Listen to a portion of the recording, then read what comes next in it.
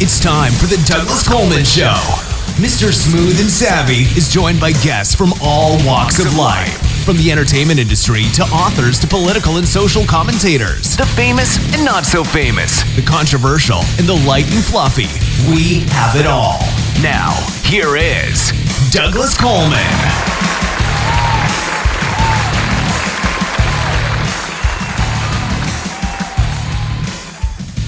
Howdy-howdy-ho, hey. Welcome to the Douglas Coleman Show. It's me, Douglas Coleman. How are you? Nice to have you here. Thank you for joining us. Matt Best is here today.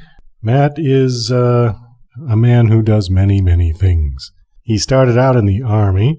He spent 4 years in Special Operations with 2nd Ranger Battalion, 75th Ranger Regiment. He was deployed a total of 5 times. 4 to Iraq and once to Afghanistan. After leaving the Army, Matt went to college, graduated with a bachelor's degree in liberal arts with honors, and at some point he began doing parody videos on YouTube. He has millions of views on his videos, and he's also started a few companies. He's got several companies, including Lead Slingers Whiskey, Black Rifle Coffee, and Article 15, which is a clothing line. So he's a very busy guy. On top of that, he's an actor. He's done a film called Range 15, which is a real over-the-top kind of comedy. It's got zombies in it. It's very funny. I watched it. Rather enjoyed it. It's also got some cameos from some pretty recognizable people, including William Shatner, Danny Trejo, Sean Astin, and a quick cameo by Ron Jeremy, along with several others. So we had a nice one-on-one interview. He will be up in the second part of the show. During Matt's interview, you might hear some kind of funny squeaky noises. We tried to edit most of those out, but there are a couple of spots where these squeaky noises. As I've mentioned on the show previously, I got a new puppy, a German Shepherd, and he wasn't being very cooperative. Usually when I bring him in the studio, he just kind of falls asleep at my feet while I'm doing interviews. But this time, he was scratching at the door and whining and crying, and so I let him out. And then as soon as I let him out, he wanted to come back in, and he was playing that game. So you hear him crying at the door in a couple of spots in the interview, but it just sort of adds a little flavor to the interview, I think. Everybody loves puppies after all. Before we get to Matt, we've got a few announcements. We've also got some music to play today. We started a Patreon.com page, and the reason we started the page was because we want to expand the show. We've received many, many submissions from people who want to be guests on the show, as well as a lot of music that people want us to play, and we'd love to be able to accommodate more people, but we need your help to do that. So we've got the Patreon page at patreon.com/Douglas Coleman Show. Your contribution can be as little as $1 a month. And I know that doesn't sound like much, but to us, it's a lot of money. And the more people that we could get for $1 a month, the easier it'll be for us to get to our goal of $1,000. And then we can provide the Douglas Coleman Show twice a week. So please, if you feel it in your hearts, $1 a month. You probably wouldn't feel that in your wallet. Now, if you want to go up to $20 or $50 a month, we can offer you advertising for those prices. Please go to our page for complete details. But for the $50 a month one, we'll make an ad for you, an audio ad with your script. We'll play it every week as long as your subscription is going. So you'll get advertising for your business or for your website or whatever you want to advertise. We'll run your ad. Okay, we've got some music to play. We've got 4 songs. The first one up is by Giuseppe Mazzamuto, I think it is. And he was a guest on the show, over a year ago. He's a nice gentleman from Palermo, Sicily. We have an exclusive for this particular track. His album is coming out called Melody Terranian, like Mediterranean. And it's coming out in May. The track is called Waltz for Esbjorn Svensson. Very interesting title. It's kind of a jazzy sounding track. Really good. We've got kind of an eclectic mix of music today. We've got one kind of jazz sound, one sort of country sound, one heavier rock sound, and one that kind of is, I don't know. Doesn't quite fit into any of those categories, but it's a good track anyways. So, Giuseppe is also looking for a manager to book him concerts in the United States. So if anybody is a booking agent who would like to book Giuseppe, please contact him at info@Giuseppe, that's GIUSEPPEMAZZAMUTO.IT. I'm sure he'd be very happy to hear from you. Again, he's looking for a manager or a booking agent for USA tour dates. Okay, so his song will be up first, then followed by 3 songs that we got from Music X-Ray submissions. Thank you very much for submitting, getting lots of great tracks from Music X-Ray. The 3 we've got from Music X-Ray are Hard Life by Danny Vash, Right Here by Mark Rogers, and Livin' on Love Alone by Dolly Rappaport. So, without further ado, here is the music, and then the interview with Matt Best.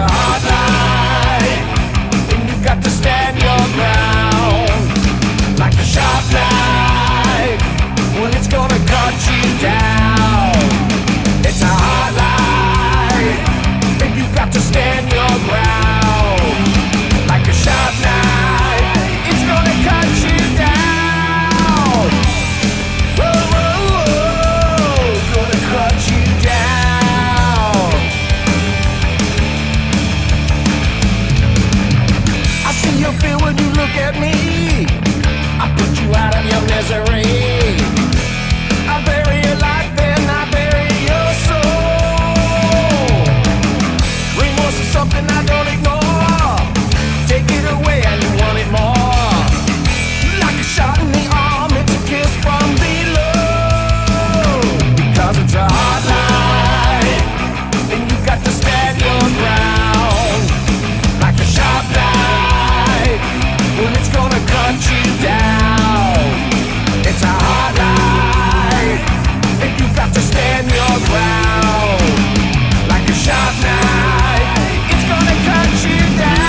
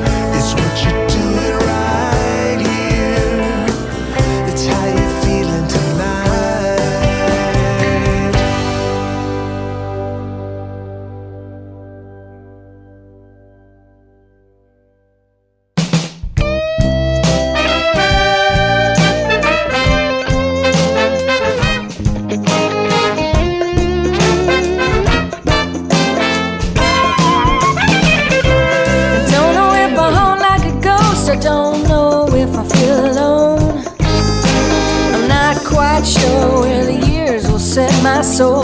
But it's pure, yeah, and it sure works for generations. Beyond 1,000 expectations, I'll be living on love, living on love alone.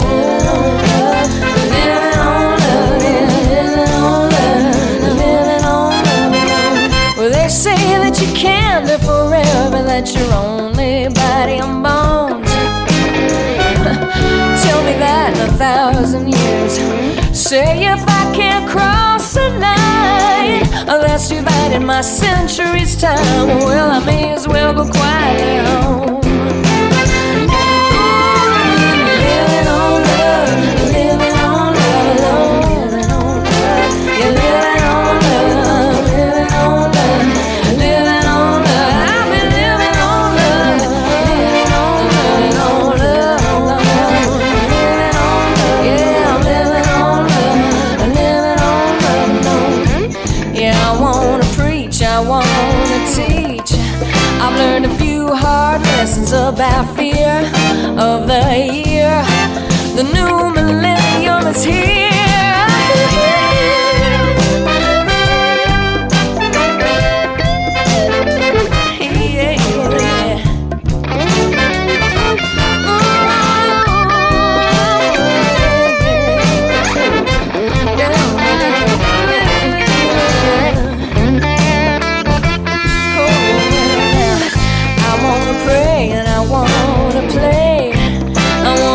Advantage of the day. Hey, hey, oh, well, I want a joke, yeah, to take away a funny laugh about my past. And I want to feel good when I'm done saying this restless prayer in the form of a poem. Living on love alone. Future shadows of what's already known.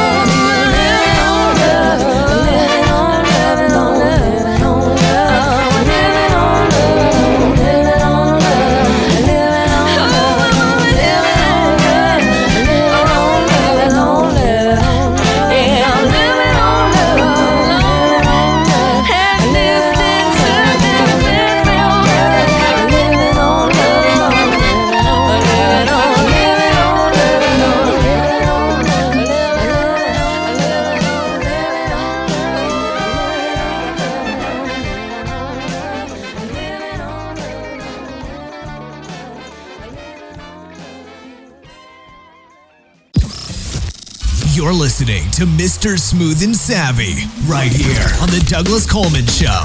We'll be right back after these commercial messages. Acclaimed author of Garden, Jane Yates brings you the first book in a new trilogy, Octopus Pirate, a story of a foundling who has unusual talents, such as the ability to communicate with octopuses. As a baby, he was washed up on an island off the Scottish mainland. An eccentric former nun who lives alone with cats brings him up. He joins a circus and narrowly escapes plots against him, flees to Cornwall, builds a replica pirate ship that's also an airship to travel back in time to fight real pirates. Get your copy today from Amazon, only 99 cents. DJC Music and DJC Productions are pleased to announce a brand new website. We have started a listing website for radio show hosts as well as potential show guests. This is a meeting site where hosts and guests can come together. Show hosts can list their show and types of guests they're interested in booking. Potential guests can list their talents, bio, accomplishments, or anything they feel makes them an interesting radio show guest. There are no recurrent payments, only a one-time $5 listing fee. Your listing will stay up until you decide to cancel. Previous guests of The Douglas Coleman Show are welcome to submit their guest listing free of charge. Go to radiohostsandguests.com. That's radiohostsandguests.com.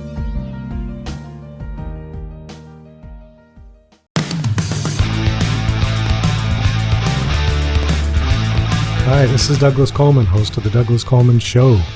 I'd like to tell you about a great blog called Money and Technology. Money and Technology is a blog for people who want to start investing in technology. They often post ideas to make money online, such as social media marketing strategies. In today's world, there's all kinds of money to be made in the technology industry. Whether you want to launch a career in the tech world, or you want to start using social media marketing strategies to earn passive income at home. In addition to learning about investing in technology via stocks, you will discover many new ideas to make money online. The world of technology changes every single day. If you want to be on the cutting edge, you need to read Money and Technology Daily. Please go to their website at moneyandtechnology.com. That's moneyandtechnology.com. Hi there, this is Stuart Epps from the UK, record producer, engineer. You might have heard of me. I've worked with artists from Elton John to Led Zeppelin to Bad Company, Twisted Sister, Robbie Williams, Oasis, many, many great bands and artists in the past and the present and hopefully in the future. But you can work with me as well. You know, all you got to do is get in touch with me on eppsmusicproductions.com.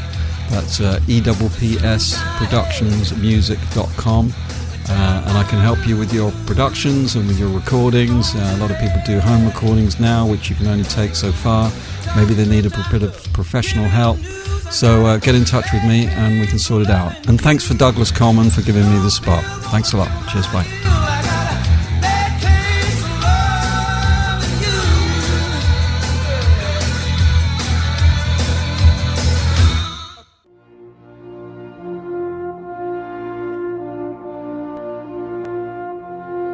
Warning, the following episode deals with political and social commentary that some may find controversial. In a direct exercise of our First Amendment right to free speech, we here at the Douglas Coleman Show feel strongly that all Americans are entitled to express their political and social views. If you think that perhaps your feelings might be hurt by listening to this broadcast, then please do not listen to this show. Go to your safe space, put your fingers in your ears, and hum something to drown us out. For the rest of you, please enjoy the show, and remember, freedom means the right to peacefully disagree.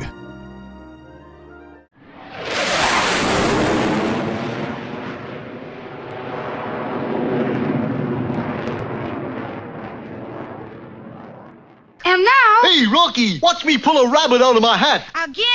Nothing up my sleeve. Presto! Ooh, don't know my own strength. Now here's something we hope you'll really like. Okay, please welcome my guest, Matt Best. Hi, Matt. How are you? Doing great, sir. How about yourself? Doing very well. Thank you for coming on the show. I appreciate it. I watched your movie. It was really funny. Over the top, just unbelievably. But there were definitely some funny moments in it, and we really enjoyed it. We'll get to your movie in a second. First, I want to just do a little background on you. There might be some people out there who don't know who you are, and we just want to kind of give some background information, and then we can talk about your film and about your different companies and stuff. You Sounds great. Okay. You joined the military at 17, is that correct? Yes, sir. I joined about 3 months before my birthday, so I turned 18 in basic training, but I come from a pretty long military family and decided that's what I wanted to do pretty early on. Was this just something that you wanted to do because of your family, or, why did you decide to do it? What was the motivation to do it? Yeah, I think that my family and coming from that lineage has a lot of influence on that decision, but ultimately I just, I'm a patriot at heart, and I believe that serving our country is something special, and I wanted to, give back and fight for the freedoms that I get to enjoy today. Well, I definitely appreciate that. I think that our veterans are kind of underappreciated today. And, the veterans are the ones who pay for the freedom that everyone else spends. And I think people need to have a little more appreciation for the veterans. So thank you very much for serving our country. I do appreciate that. You were in Iraq and Afghanistan, yeah? Tell us a little about that. What was going on when you were over there? Yeah, so when I joined, throughout my career as an Army Ranger, I did 4 trips to Iraq and then 1 to Afghanistan. And then after I got out of active duty, I was contracting for another organization, and I did about 20 deployments. So I spent pretty much all of my 20s, some of my later teens deploying. So it was a good time. Was Saddam already gone when you were there? Yes, right when I got in, my first deployment was in the early 2005. So it was right when the insurgency was kicking off, and Saddam was out of power. So a couple of the positions that you held while you were over there, it says assault team leader and master breacher. What is a master breacher? So when you're on like a line or a team, which is, the guys that are kicking down doors, you usually have one person designated for the platoon called like a master breacher. And essentially that's being in charge of all mechanical and explosive breaching that takes place on like a mission or a target. So pretty much in short, just developing what tactics and what types of explosives that we're going to use to, breach doors, buildings, walls, all that kind of fun stuff. Wow. How much action did you actually see? Were you right there? Did you get shot? Did you get bombed? Fortunately, I do not have a purple heart, but yeah, I've been in a couple of vehicles blown up and all that good stuff. If anybody's familiar with, Ranger battalion or regiment, people often call it the tip of the spear, if you will. But it's the premier light infantry force in the world, and so it's our mission to go out there and kill and capture the bad guys. What was your favorite part about the military? Deploying, to be honest with you. I think that the thrill and the experience of that environment of kill or be killed is never replicated in life other than that environment. And so it's I don't say that war is great, but if it comes to that, the experience of it is a thrill that you'll never replicate. Did you have a difficult time readjusting to civilian life after all of your military service? I think there was certain parts of the transition that made it difficult. I speak a lot of that throughout my social media and stuff. I don't think a lot of people have issues with necessarily what they went through and saw, but it's such a change of culture. You go from this sisterhood and brotherhood, depending on whatever unit you're in, and the next day, a lot of people tend to move back to their hometown. So you're surrounded by this giant support system of like-minded individuals, and then you're kind of thrusted into your old environment where no one really understands or immediately makes assumptions about who you are and what your character is because you've deployed and served your country. And I think, something that I try to articulate is breaking down that social divide between veterans and civilians. We're all the same. It's just a different life experience. So I had some issues with that, but I just, was proactive in my approach and found kind of interesting ways to reacclimate into society and keep going. What do you think your least favorite part of the military was? Hurry up and wait. I think anybody that's in the military, the government work is great, but there's a lot of decisions that are made that you question. You're like, why are we doing it this way? I could just do it that way, and that definitely gets a little frustrating. So after the military, and then after you did some contracting work, what made you decide to start? Did you do that first? Did you do your companies first? You've got 3 companies here listed. Article 15, which is clothing, Black Rifle Coffee Company, and Lead Slingers Whiskey. Did you start all of those at once, or did you do one at a time, or how did that come about? Right. So when I was contracting, I had a little bit of downtime. And so during that time, I was just finding like creative ways, and I've played guitar for years and been into writing and things like that. So I kind of just organized that creative outlet and started, putting together some cuts, like skit comedy, and uploading it to YouTube. And after about a year, I started, getting 1,000 views and then hundreds of thousands of views. And today, what's usually about 1 million views per video. So I kind of use that as like a marketing vessel, offering free entertainment with the option to purchase like a product to support the company and brand that we were creating with the videos. Now, is your coffee company, is this like Starbucks where you actually have brick and mortar, little restaurants, or is it simply a mail order type thing? Well, we don't like to be compared to them. I'm just messing. It's so the majority of all of our business right now is e-commerce. So we are a lot different than most coffee companies. We are a roast-to-order coffee company. So as a customer and consumer, you have the ability to go on, order your coffee, and then within 24 or 48 hours, we roast your bag of coffee and then mail it to you to make sure that the freshness is the best that it can be, and it's drank within the best time for the bean. But going forward, we are doing some franchising options to try to empower and employ a lot of veterans. But, growth takes process, and we have to make sure we scale correctly. Okay, so how big of an operation do you have at the moment? A fairly large one. We have just around 100 employees right now. Wow. And just for the coffee company. So we move quite a lot of pounds of coffee, and then we're looking to scale from there, and then give the option. Ultimately, why we created the coffee company is to have a conservative option for a consumer, because I think a lot of other companies' values are a lot more progressive and hardcore left. And we just want to go back to, supporting law enforcement, supporting veterans, and bringing awareness to the people that serve our country. Do you think President Trump being elected has changed the environment in any way, that people are now, who were conservatives, are speaking out where they might have been afraid to previous to him being elected?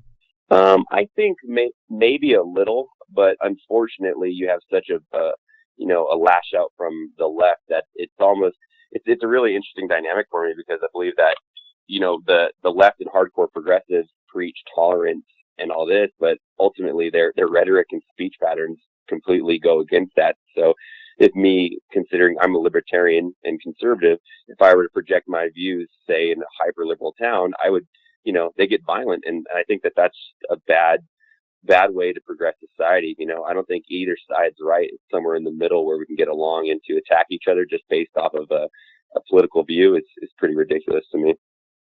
Well, I think that's one of the challenges with America, is the fact that we are such a dynamic group of people and a diverse group of people.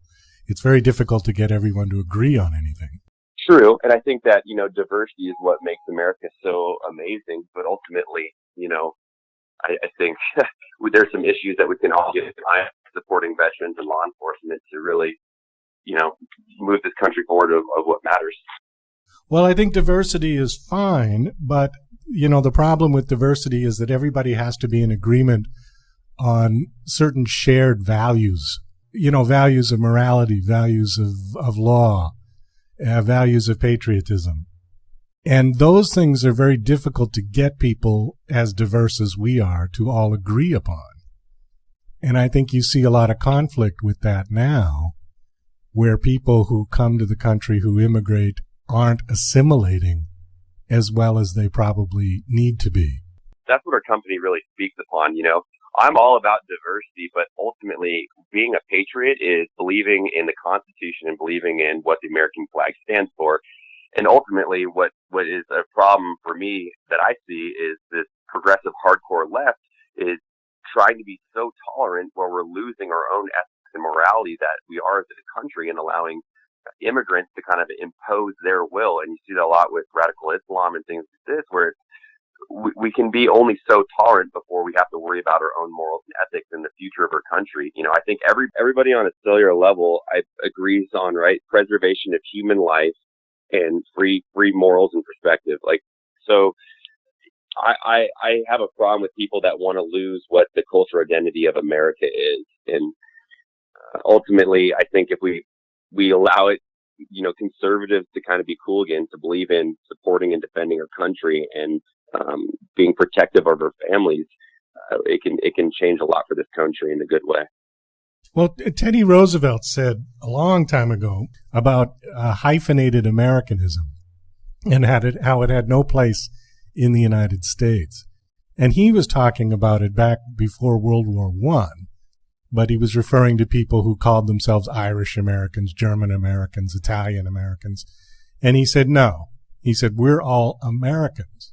And that has to be first. You can keep your culture and your heritage wherever you came from. That's fine, but at the end of the day, this is your country. 100%. Yeah, I don't know that we're teaching that to the kids, especially at the university level. I actually, when I went to college, I picked the most liberal degree I could for my bachelor's. I got a bachelor's in liberal arts based on the fact that I just kind of wanted to see the conversation happening in, the education system. And it is a very scary thing, and I don't need to sound like my father, and be worried about everything. But I think ultimately, if they're trying to be so tolerant and so left in the education system that it's setting up our youth for failure. Because if you have someone that their goal when they wake up in the morning is to be offended, what are you teaching? What kind of values? Everything that I've earned in my life is through hard work and a little blood, sweat, and tears. And the day that we stop saying that hard work is not okay and your whole life should be comfortable, that's not what the American dream was built on. It was built on sacrifice and hard work. And the second we move away from those values, we create a system where we're vulnerable to ideologies that are far more violent than ours, like radical Islam.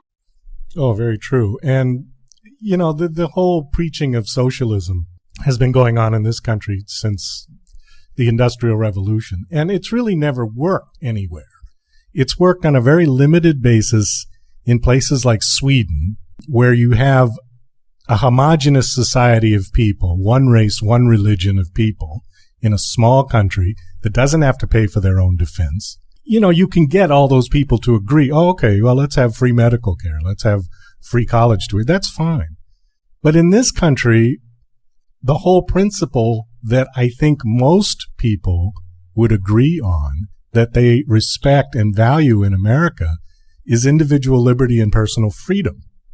I think that's why a lot of people came here in the first place, because they wanted that where they were before they couldn't get it. So in order to have individual personal freedom, you have to have a very limited government. Otherwise, the government's going to impose on all of those values.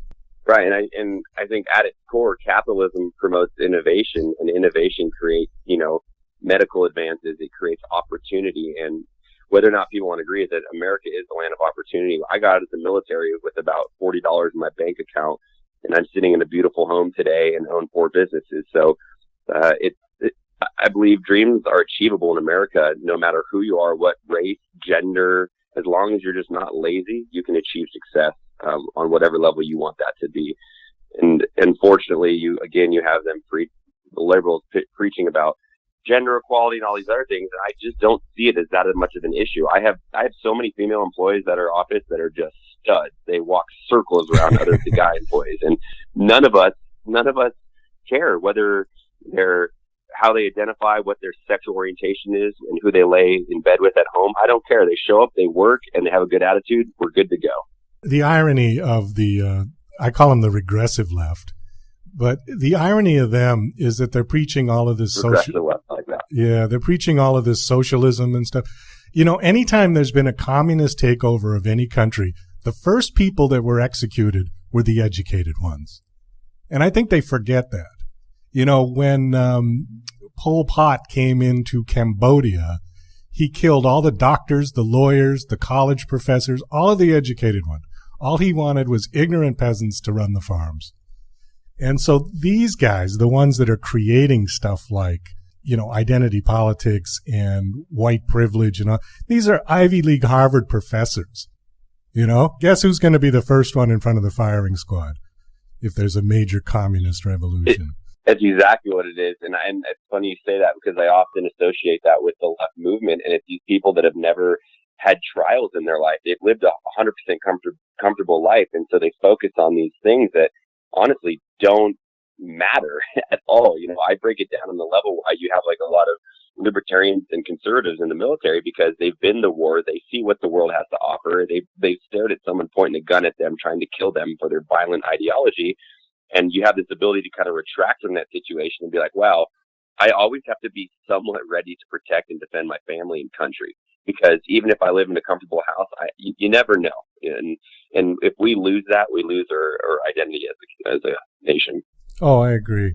And those guys, I call them ponytail liberals, but they've become like lifetime college students. They got there when they were 18 and they never left.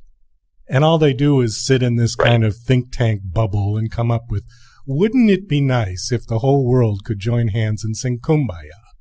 And there was no poverty in the world and no violence. Well, okay, great. That would be nice. We're not there yet as a human race. There are just way too many people with way too many crazy ideologies. And we're still, to some degree, animals in that sense. We're not ready yet. as soon as the rest of the world wants to do that. Now, if America wants to be the leader in that idea, we need to take baby steps. Because as soon as we get too far to the left and open and tolerant, somebody's going to come in and try to kill us. Isn't it concerning that when you have like a left movement worrying about sexual identification and binary and however they want to do that, yet you have a massive issue in certain parts of this country with like gang violence and also like child trafficking. So it's so hard for me to get behind these movements when there's such a like systemic issues that need to be attacked in this country before I care which bathroom you take a crap in, you know? And I don't know where these ideas come from that that's what matters socially, but we have so many other massive issues to tackle before we're even considering about me saying what's up dude to a transgender and her getting offended. I don't care. Like, do what you want to do, but come on, have some thick skin. Yeah, I think we've gotten very thin-skinned in this country, and I think that we need to, like you said, we need to concentrate on more serious issues than what bathroom somebody uses. The other problem with those guys is they probably never left the United States. And I think it's a good lesson for anybody to go and I don't mean to go to Europe, go somewhere third world, go to Southeast Asia, go to India, go to, like you went to Iraq and Afghanistan. You see the way people live there. And, then you come home and say, gee, everybody's just bitching about which bathroom people should use. It really puts it into perspective, the priorities of some people with their politics in this country. It's true. And I always like the left that pushes this whole tolerance for radical Islam. I beg you, go to Paris, go to the UK and go to some of these subdivisions and see how in Europe they're implementing Sharia law and just take that in, see how women are getting beaten for showing their face and then talk about tolerance and a progressive woman movement. Like, it's really hard for me to get behind, to be honest with you. Yeah, it's true. Well, let's move off of politics and let's talk a little bit about your movie. Yeah. Your movie is Range 15. Now, how did this come about? You worked with Ross Patterson, who is, he's done lots of stuff, a.k.a. St. James, I think, was his name. Yes, and sir. How did you meet him, and how did you get involved with this project? Just tell us a little about it. Yeah, we had an idea to do a full feature film just because, we had done the YouTube and Facebook skits and small short form content, and we just kind of wanted a larger platform and to bring all of our friends in and make something that has never been done before. So Jared Taylor, my business partner, was a big fan of Ross Patterson with FDR, American Badass, and he's like kind of really cheesy but hilarious movies that Ross does. So we reached out to Ross. He found out we were all veterans, so he flew out immediately and was like, I'll definitely help you with this. He didn't think it was going to get made at the time, but we partnered with another apparel company in our space, which was pretty cool because it showed that we can be competitive in nature with business, but also come together to unify the community, which was Ranger Up Apparel. And so we launched an Indiegogo campaign, and I forget what the final number was, but it was around $1.2 million we raised for the movie, and then just spent about 3 weeks shooting this thing and had a really, really fun time. We brought in a lot of combat wounded veterans to participate in it, and everybody that helped with the movie was just awesome. So it was a really fun project. Was that the highest grossing Indiegogo campaign for a film? I mean, I seem to have read that somewhere. 1.5 million is phenomenal. We were the highest grossing without an A-list celebrity behind it. I think we were number 3, and then I think we just got knocked to number 4 from another thing. But it's in the top 5, which is a testament to how powerful and strong the veteran community is. Oh, certainly. Now, you had a couple of people in that weren't, I don't know if I'd call them A-list, but they were certainly recognizable. Good old Captain Kirk, William Shatner, and you had Sean Astin, Randy Couture, Chief David. Yeah, Danny Trejo was in that as well. And a quick peek of Ron Jeremy. I got a kick out of that. Yeah. That was fun. How was it working with those guys? Honestly, they were all fantastic. My first scene of the whole entire movie was William Shatner, which was a little menacing, but he was a really humble gentleman. And across the board, everybody was super respectful, and a lot of them came in well under their daily rates for film to support the project. So we were very thankful for that. Without giving away the film, there was a couple of scenes that I laughed that I just wanted to bring up. There was one scene where you had a whole bunch of multicolored handguns, like pink and purple and bright yellow, and then these bags that just said tactical shit. I thought that was quite funny. Yeah. The guy with the blow-up doll was seriously disturbing. But was this somebody that you knew? I mean, was this somebody that you like based that character on somebody for real? Or it's a loose representation, I think, of everybody in the military has that guy where he's like really squared away and does his job, but you don't want to like know what he does after hours, and that's kind of the character that Jack Mandeville played in the film.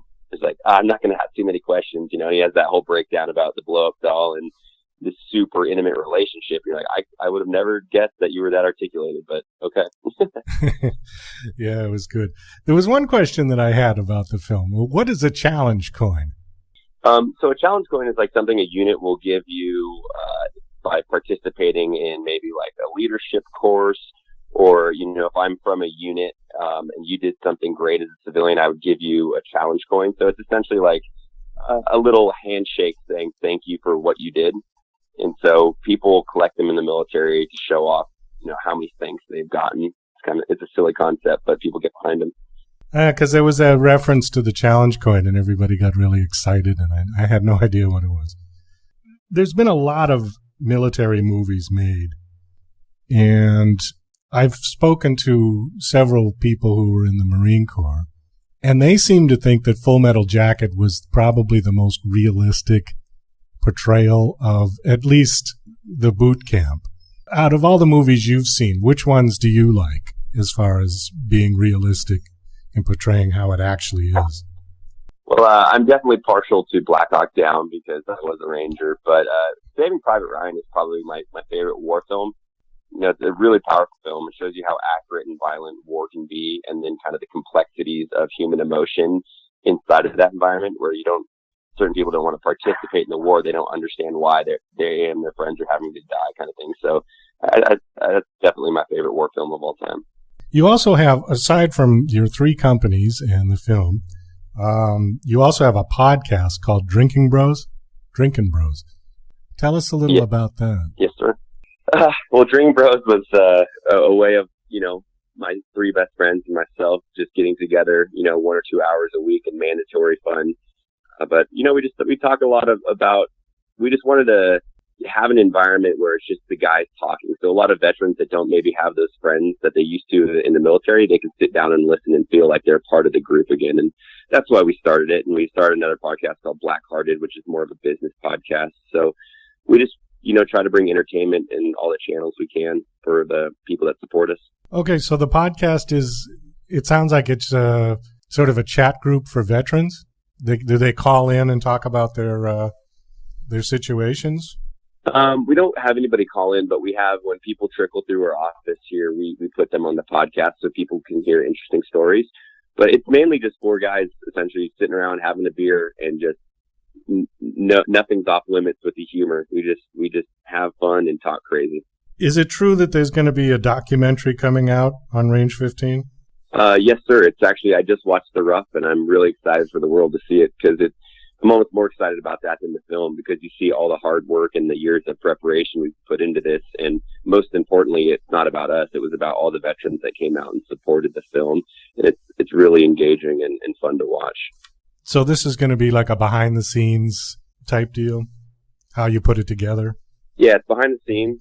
Yeah, and then we interview like all the veterans and combat wounded guys that came out. So you get a backstory on what their service looked like and why they were there to support the film and what it meant to them. And it's just a really, really cool experience.